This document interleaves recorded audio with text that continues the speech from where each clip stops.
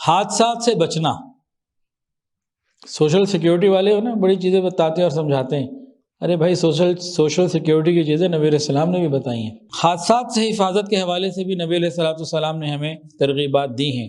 اگر ہم دین سیکھ لیں تو بہت خوبصورت زندگی گزار سکتے ہیں، دین بڑا خوبصورت ہے۔ نبی علیہ السلام نے فرمایا، عبداللہ بن مغفل رضی اللہ تعالیٰ عنہ سے روایت ہے بخاری شریف کی، رسول اللہ صلی اللہ علیہ وآلہ وسلم نے کنکریوں کو، چھوٹے پتھر کنکریوں کو شہادت کی انگلی اور انگوٹھے پر رکھ کر یوں مارنے سے منع فرمایا۔ شہادت کی انگلی اور انگوٹھا درمیان میں پتھر کا یوں مارے، اس کو منع فرمایا۔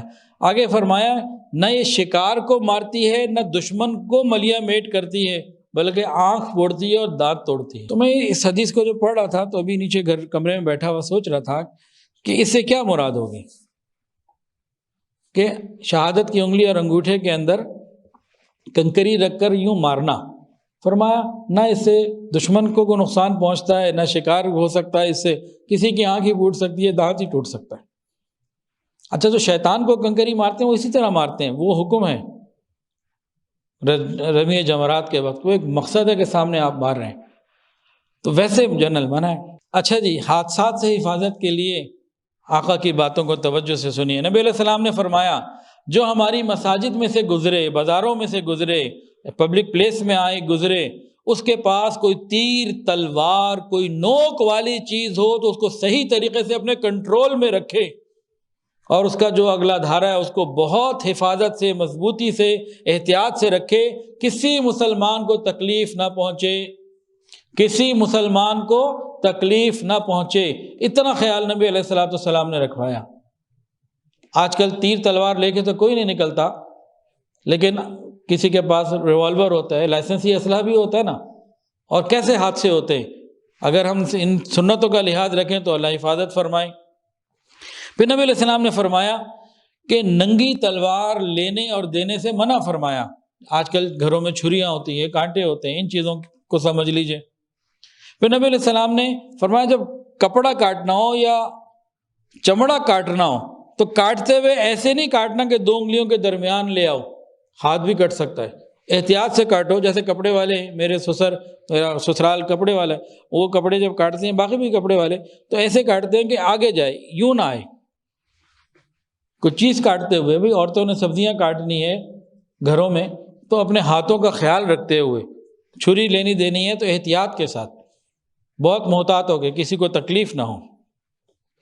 تو نبی علیہ السلام نے یہ باتیں ہمیں سمجھائیں۔ پھر فرمایا کہ دوران سفر رات کو کہیں اسٹے کرنا ہو، پڑاؤ ڈالنا ہو تو سڑک کے اوپر، گزرگاہ کے اوپر نہیں، ذرا سائڈ پہ ہو کے۔ پھر وجہ بھی بتائی، فرمایا کہ رات کو جانور بھی نکلتے ہیں، کیڑے مکوڑے بھی نکلتے ہیں۔ اب شہروں کے اندر تو ان چیزوں کا نہیں اتنا معاملہ ہوتا، لیکن شہروں میں بھی کتے آ جاتے ہیں، پتہ نہیں کیا چیزیں آ جاتی ہیں۔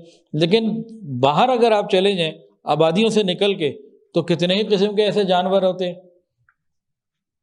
جو گزرگاہ سے گزرتے ہیں، تو اس میں فرمایا کہ محتاط رہ کے اچھی جگہ پہ۔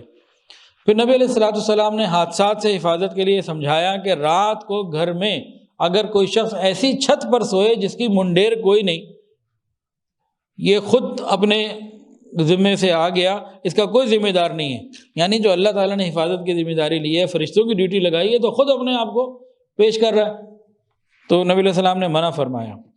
پھر نبی علیہ السلام نے فرمایا رات کے وقت جب کام زندگی کے کاروبار تھم جاتے ہیں، باہر نکلنے سے غیر ضروری منع فرمایا۔ بہت ضروری بات ہو تو بندہ باہر نکلے، رات کو باہر نکلنا، آنا جانا غیر ضروری، نبی علیہ السلام نے اس سے کو پسند نہیں فرمایا۔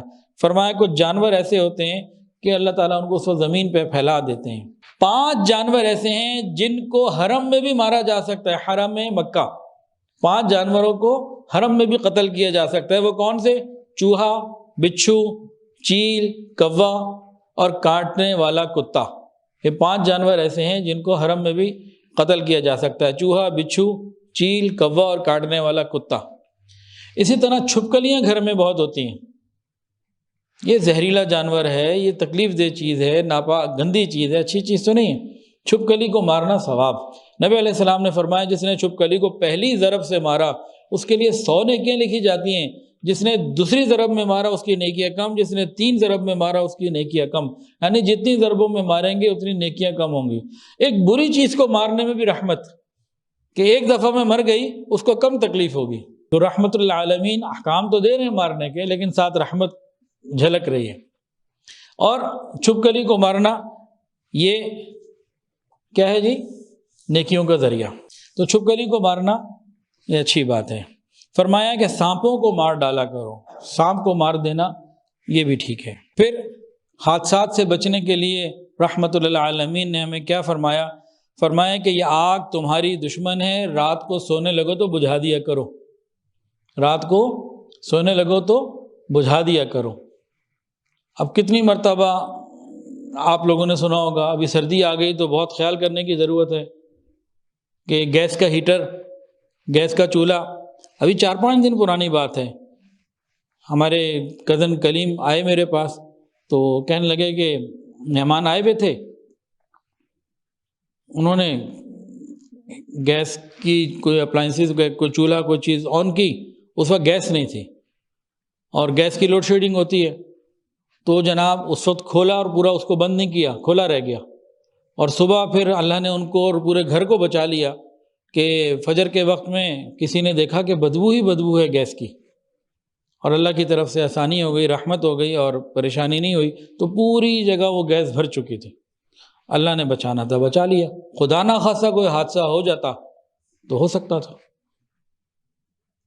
اس میں کیا تھا، انہوں نے کوئی گیس کی اپلائنسز یعنی چولہا کوئی جلتا نہیں چھوڑا، اب گیس آ بھی رہی ہے جا بھی رہی ہے، یہ سلنڈر کے ساتھ بھی ہو سکتا ہے، یہ دوسری گیس کے ساتھ بھی ہو سکتا ہے، تو اس کو صحیح طریقے سے بند کرنا اور سوتے وقت بند کرنا، خیال کرنا، یہ ضروری چیزیں ہیں۔ حادثات ہو جاتے ہیں تو نبی علیہ السلام نے فرمایا آگ تمہاری دشمن ہے، جب تم سونے لگو تو اسے بجھا دیا کرو۔ تو یہ سب چیزیں ہمارے لیے خیر کا ذریعہ بنتی ہیں۔